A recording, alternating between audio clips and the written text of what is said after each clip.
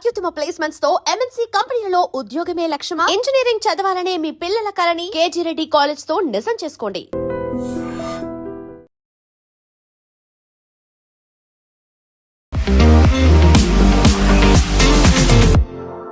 Rythu Bandhu are Rythu Bharosa ఇది ఎప్పుడొస్తుంది అని రైతులు ఎదురు చూస్తున్నారు. పాపం వాళ్ళు ఎదురు చూడడంలో కూడా తప్పేం లేదు. ఎందుకంటే ఈ రాష్ట్రానికి పెద్ద దిక్కు ఎవరు ఆర్ పెద్ద మనిషి ఎవరు, ప్రామిస్ చేసింది ఎవరు? రేవంత్ రెడ్డి. మరి సీఎం రేవంత్ రెడ్డి మొన్న ఎన్నికలప్పుడు సభలలో మాట్లాడుతూ ఆయన్నే చెప్పిండు, మేమిగా 2-3 రోజులలో ఖచ్చితంగా రైతు భరోసా పైసలు వేస్తాము అని. మొన్నటి వరకు 16వ తారీఖు వరకు కూడా మనకు మున్సిపల్ ఎన్నికలకు సంబంధించిన ఏదైతే ఎన్నికల నిబంధనలు ఏదైతే ఉంటుందో అవన్నీ అయిపోయినాయి 16వ తారీఖు తర్వాత. ఇక 17వ తారీఖున ఎప్పుడైనా సరే ఆ డేట్ నుంచి ఎప్పుడైనా పడతాయి అన్నటువంటి మాట మాట్లాడినరు అందరూ కూడా. తుమ్మల నాగేశ్వరరావు అంటే వ్యవసాయ శాఖ మంత్రి తుమ్మల నాగేశ్వరరావు కూడా అదే ముచ్చటే చెప్పిండు. సరే ఇక పడతాయి, రేపు పడతాయి, మాపు పడతాయి అని అంటే ఎదురు చూడడం తప్పించి ఇప్పటికీ నేను మాట్లాడుతున్న మూమెంట్ వరకు కూడా ఎక్కడ కూడా ఆ ప్రస్తావన లేదు. సరే క్యాబినెట్ మీటింగ్ అవుతుంది, మంత్రులందరూ కూర్చొని మాట్లాడుకోబోతున్నారట, మాట్లాడి అప్పుడు ఫైనల్ చేస్తారట, ఇక రేపో ఎల్లుండో పడతాయని చెప్తారట అని నిన్న క్యాబినెట్ మీటింగ్ అయింది కదా. అది అయిన తర్వాత కూడా ఈ క్యాబినెట్ మీటింగ్లో ఇక రైతుల గురించి, రైతు భరోసా గురించి చర్చ జరుగుంటుంది, ఖచ్చితంగా పైసల గురించి మాట్లాడి ఉంటారు, ఇక మంత్రులు వచ్చి మీడియాకి ఏదో ఒకటి చెప్తారు అని రైతులు కూడా ఆశపడ్డారు, ఎదురు చూశారు. ఆ ముచ్చట కూడా అయిపోయింది. ఇక ఇప్పుడేం నడుస్తుంది అంటే అసలు రైతు భరోసా ఇవ్వడేమో, ఇక రైతు భరోసా ఎగ్గొడతారేమో అన్న చర్చ వచ్చింది. దానికి రీజన్ ఉంది. ఎందుకు తెలుసా? ఎలక్షన్స్ అన్నీ అయిపోయినాయి, స్థానిక ఎన్నికలు అన్నీ అయిపోయినాయి. అంటే మొన్నటి వరకేమో పంచాయతీ ఎన్నికలు అయినాయి, ఆ తర్వాత మళ్ళీ మున్సిపల్ ఎన్నికలు అయిపోయినాయి. అంటే విలేజ్లో ప్రభావం చూపేటటువంటి ఎన్నికలు, ఓటేసి గెలిపించేటటువంటి ఎన్నికలు అయితే అయిపోయినాయి. ఇక వేరే ఏం ఎన్నికలు లేవు. ఎంపీటీసీ, జెడ్పీటీసీ ఉంటాయేమో, దానికంటే ముందు ఖచ్చితంగా వేస్తారేమో అని అందరూ మాట్లాడినారు. అసలు ఎంపీటీసీ, జెడ్పీటీసీకి సంబంధించిన ఎన్నికలకు సంబంధించిన ఊసే లేదు, అది ఉండకపోవచ్చు అనే మాట చెప్తున్నారు. అది కూడా ఎందుకంటే ఇప్పుడు ఎగ్జామ్స్ స్టార్ట్ అయిపోయినాయి, ప్రభుత్వ ఉద్యోగులు అందరే బిజీ ఉంటారు. ఎగ్జామ్స్ స్టార్ట్ అయిన తర్వాత ఈ సమ్మర్ అంతా దగ్గర ఏప్రిల్ ఎండింగ్ వరకు కూడా మనకు అన్ని ఎగ్జామ్సే ఉంటాయి. ఇప్పుడు ఇంటర్తో మొదలుకొని 10th అనుకోండి, ఆ తర్వాత మళ్ళా డిగ్రీ అనుకోండి, తర్వాత స్కూల్ పిల్లల ఎగ్జామ్స్ ఉంటాయి. మొత్తం ఎగ్జామ్ సీజనే, అందరు ఉపాధ్యాయులు అందరూ కూడా దాంట్లోనే బిజీ ఉంటారు. ఇక ఎన్నికలు ఎప్పుడు పెట్టాలా? కాబట్టి ఏప్రిల్ వరకు ఎన్నికలు లేవు. అంటే మరి ఏప్రిల్ వరకు రైతు భరోసాకి సంబంధించిన నిధులు రావా? ఈ ఎగ్జామ్స్ అంతా అయిపోయిన తర్వాతగిన ఎన్నికలు పెట్టుకోవాలనుకుంటున్నారా అంటే ఆ ముచ్చట కూడా ఏమో అన్నటువంటి మాట వినిపిస్తోంది. ఇందులో 2 ప్రధాన రీజన్స్ ఏంది అనంటే, ఎంపీటీసీ, జెడ్పీటీసీలు అసలు మనకు అక్కరుకున్నారా? వాళ్ళు చేసే పనేంది? వాళ్ళకి ఎక్కడైనా ప్రోటోకాల్ కింద కనీసం ఆఫీస్ ఉన్నదా? ఒక కుర్చీ ఉందా? వాళ్ళు చేసే పనేంది? వాళ్ళకేం నిధులు ఏం కేటాయిస్తున్నారు? వాళ్ళకి అసలు ఏం రైట్ ఉంటుంది? వాళ్ళు సిగ్నేచర్ పెడితే కానీ నిధులు రిలీజ్ కావా? ఆ పరిస్థితి ఉన్నదా ఎక్కడైనా? లేదు. చాలా రాష్ట్రాలలో కూడా అసలు వ్యవస్థనే లేదు. కాబట్టి ఆ ఎంపీటీసీ, జెడ్పీటీసీలు మనకు అక్కర్నే లేదు, ఆ వ్యవస్థనే మొత్తం తీసి పాడేద్దాము అనే ఆలోచనలో ప్రభుత్వం ఉన్నట్టుగా కూడా వార్తలు వస్తున్నాయి. చాలామంది విశ్లేషకులు కూడా అంటున్నారు, అసలు నిజంగా ఏం అవసరము, మళ్ళా అదో రచ్చ, వీళ్ళ మీద మళ్ళీ ఇంకొకళ్ళని పెట్టడం అవసరం ఉన్నదా? అసలు ఆ వ్యవస్థనే తీసి పాడేస్తే అయిపోతుంది కదా, ఏమున్నది? దాని బదులు మనం ఏమన్నా నామినేటెడ్ పదవులను క్రియేట్ చేసి మన వాళ్ళకేమైనా పదవులు ఇప్పించుకుంటే బాగానే ఉంటుంది కదా. అంటే చెక్ పవర్ లాంటిదో ఇంకోటో మనోళ్ళకి వీళ్ళ పైన, అంటే ఈ మున్సిపాలిటీల వాళ్ళ పైన ఎవరినన్నా ఒకళ్ళని మనోళ్ళని పెడితే అయిపోతుంది కదా. సంథింగ్ ప్రోటోకాల్ ఇచ్చినట్టుగా ఉంటుంది, మనోళ్ళకు కూడా ఎన్నో ఒక పదవిని ఇచ్చినట్టు ఉంటుంది కదా అన్న ఆలోచన చేస్తున్నట్టుగా కొంతమంది విశ్లేషకులు అయితే భావిస్తున్నటువంటి పరిస్థితి. అట్లయినా మన పార్టీ వాళ్ళకే లాభపడుతుంది, మన పార్టీలో ఉండి మన పార్టీ కోసం వర్క్ చేసిన వాళ్ళకి ఒక పదవి ఇచ్చినట్టు అవుతుంది, కాబట్టి మరి ఆ ఆలోచనే బెటర్ కదా అన్న పరిస్థితుల్లో రాష్ట్ర సర్కారు ఉన్నట్టుగా చెప్తున్నారు. ఇది ఒకటి అయిపోయింది. రైతు భరోసా ఇప్పుడు రైతు భరోసాకు సంబంధించిన నిధులు ఇక సమకూర్చినరు. మొత్తం 9,000 కోట్లు మొత్తం అంతా ప్రభుత్వం అంతా సేకరించింది. ఓ బ్యాంక్ కాడ లోన్ కూడా తీసుకొచ్చింది. ఆ పైసలు రేపో మాపో పడబోతున్నాయి. ఇక రైతు భరోసా నిధులు వాళ్ళకి రిలీజ్ అవుతాయి అన్నటువంటి మాట మొన్నటి వరకు కూడా మనం విన్నాం.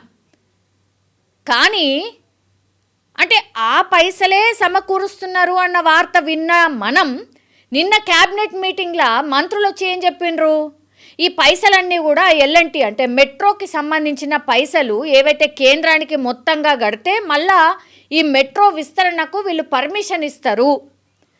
కాబట్టి ఆ మెట్రో విస్తరణలో భాగంగా 9 కాదు 10,000 కోట్లు కాదు, ఏకంగా 15,000 కోట్లు అవసరమైనవి. ఆ 15,000 కోట్లని పూర్తిగా ఇప్పుడు కేంద్ర సర్కార్కి ఇచ్చేస్తే మెట్రోకి సంబంధించిన పనులు మనకు వస్తాయి, మెట్రో విస్తరణ చేసుకోవచ్చు అన్న ఆలోచనలో సర్కారు ఉన్నట్టుగా డైరెక్ట్గానే మంత్రులే మీడియా సమావేశం పెట్టి అంటే మంత్రివర్గంలో ఏమేమి డిసిషన్స్ తీసుకున్నాము అన్న మాట వాళ్ళే చెప్పిండ్రు.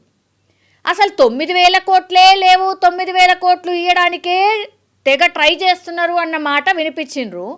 అట్లాంటిది ఇప్పుడు 15,000 కోట్లు కేంద్రానికే కట్టిన తర్వాత ఇక రాష్ట్ర ప్రభుత్వం దగ్గర పైసలు ఎక్కడ? ఇది మొదటి ముచ్చట.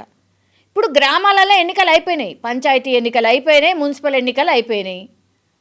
అందులో కాంగ్రెస్ పార్టీ గెలిచింది, మ్యాక్సిమం అన్నీ కూడా కైవసం చేసుకుంది. ఇక గ్రామాలతోనే అసలు ఏం అక్కరుకున్నది అంటే రైతులు ఓట్లేస్తే కానీ గెలిచే పరిస్థితి లేకుండా ఉన్నది ఏమన్నా? లేదు కదా, ఆడ ఎన్నికలు అయిపోయినాయి.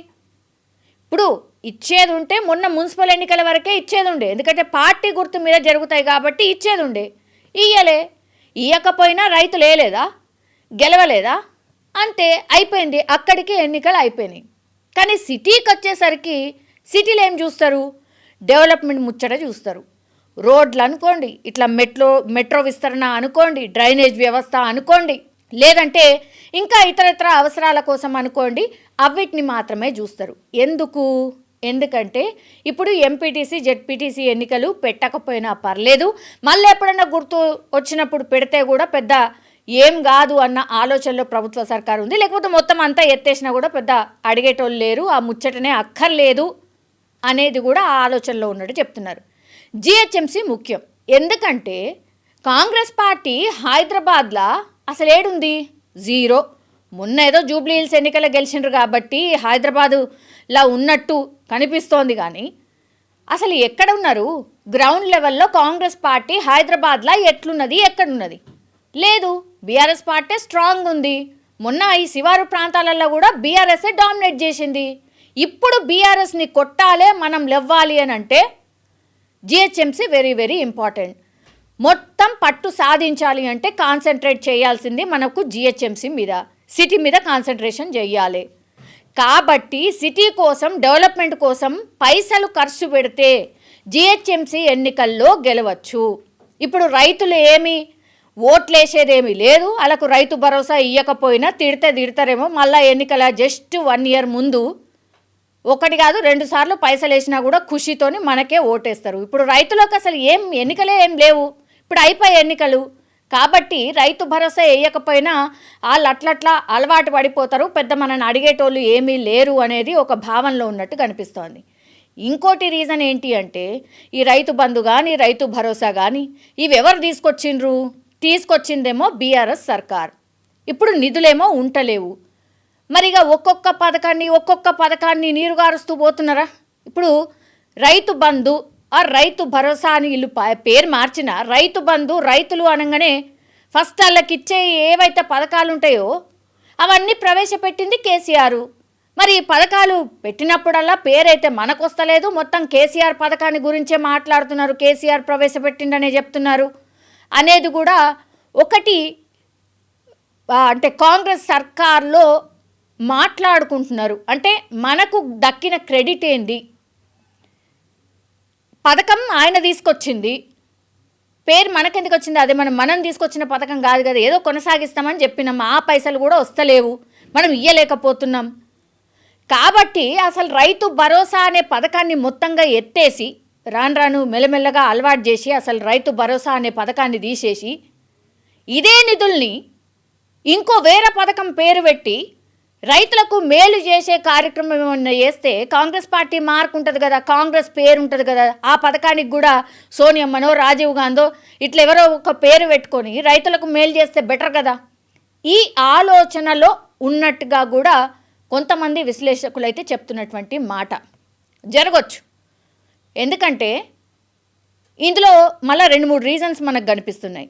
2 లక్షల రుణమాఫీ జరిగిందా?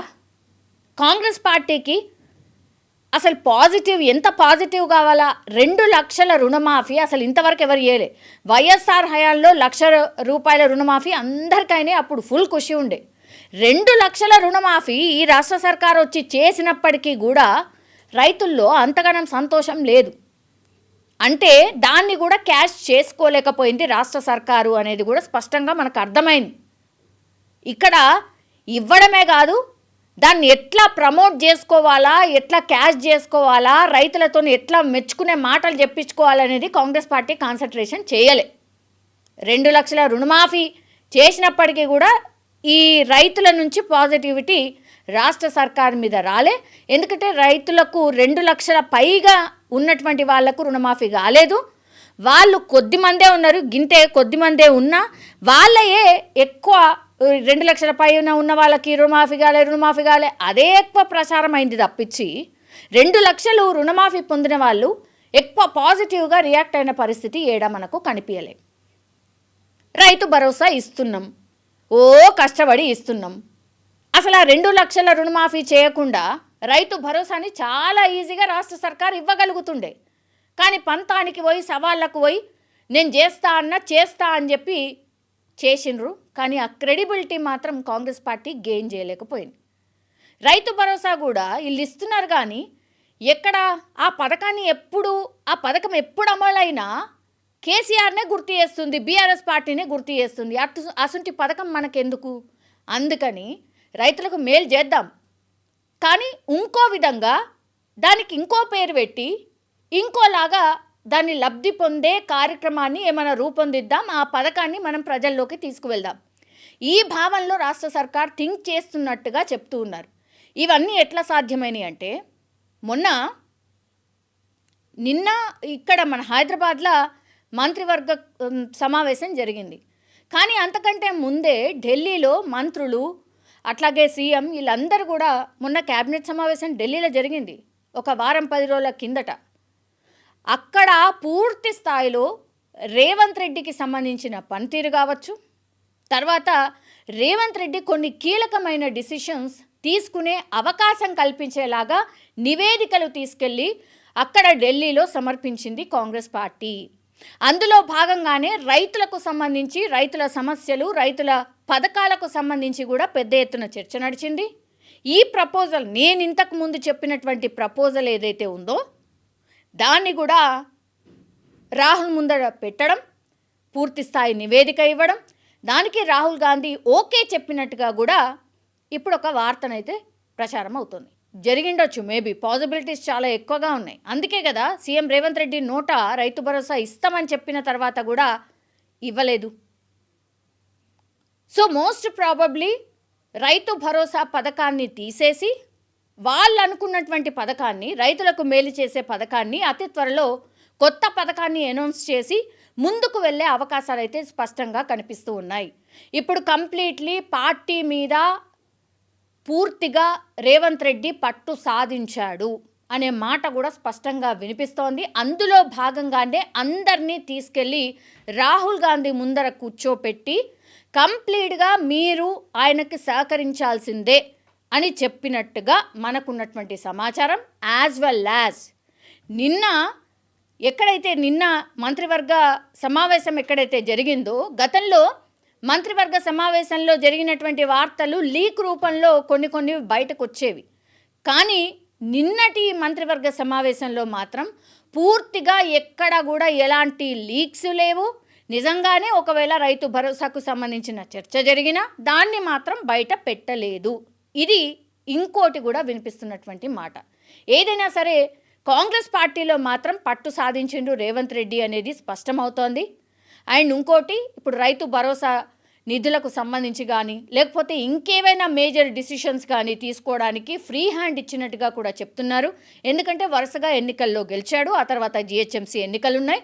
జిహెచ్ఎంసీ ఎన్నికల్లో డెఫినెట్లీ మనం గెలవాలంటే ఈ పైసలన్నింటినీ కూడా జిహెచ్ఎంసీలో డైవర్ట్ చేయాలి.